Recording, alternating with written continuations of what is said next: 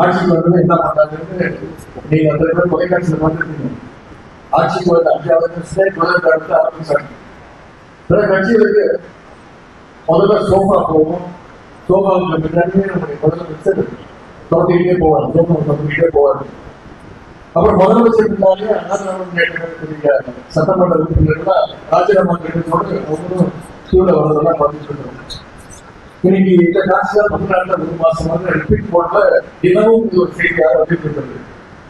அது மட்டும் இன்னைக்கு தமிழ்நாட்டில் என்ன பார்த்தாலும் பார்த்தீங்கன்னா மின்வெட்டு கரண்ட் கட்டுறாங்க.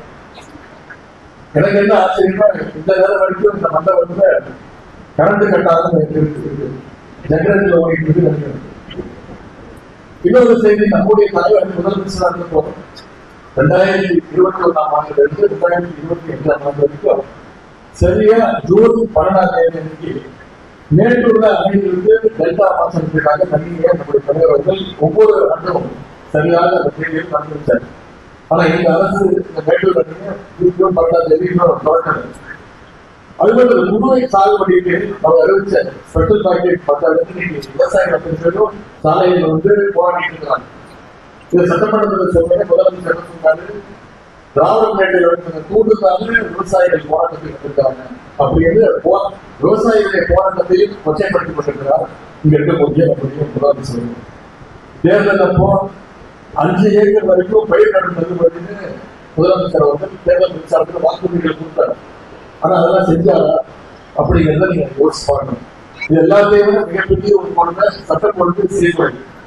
இன்னைக்கு தமிழ்நாட்டுடைய சட்டம் ஒழுங்கு எந்த அளவு இருக்கு நம்ம தெரியும். ஒரு அதற்குள்ள படுகொலையை ஆட்சி அவர்கள் தெரிவிக்கிறாங்க. இதையெல்லாம் கணக்கு சார்பாக சட்டமன்றத்துல நாங்கெல்லாம் பேசணும். ஆனா அதற்கெல்லாம் பதில் சொல்லக்கூடிய முதலமைச்சர் அதற்கெல்லாம் பதில் சொல்லாம பாத்தீங்கன்னா ஒரு பதிலும் கிடையாது. ஆளுங்கட்சியினர் சட்டசபையில என்னென்ன கூடுதல் சார்ந்து நீங்க அதற்கு தொலைக்காட்சியில் பார்த்துருப்பீங்க. எங்களுக்கெல்லாம் அவங்க சந்தேகம், இது சட்டமன்றமா இல்ல சினிமா தேட்டரா இல்ல ஏதாவது ஒரு ஷூட்டிங் ஸ்பாட் வந்து கேட்கிற அளவுக்கு இன்னைக்கு சட்டமன்றத்துடைய தரத்தையே உங்களுடைய ஆளுங்கட்சியினர் குறைத்து கொண்டிருக்கிறாங்க. ஆனா எதற்கெடுத்தாலும் திமுக தான் காரணம் அப்படிங்கிறது ரெடிமேட் பதிலாக இன்றைய ஆட்சி அவர்கள் வச்சிருக்கிறாங்க. நம்முடைய தலைவர் செஞ்ச பணிகளாக நல்லது நடந்தா அதற்கும் சேர்ந்து ஆட்சியாளர்கள் இன்னைக்கு சிக்கல் பண்ணிக்கிறாங்க. அதுவே பிரச்சனைனா திமுக தான் காரணம் அப்படிங்கிற ரெடிமேட் பதிலையும் கொண்டிருக்கிறாங்க.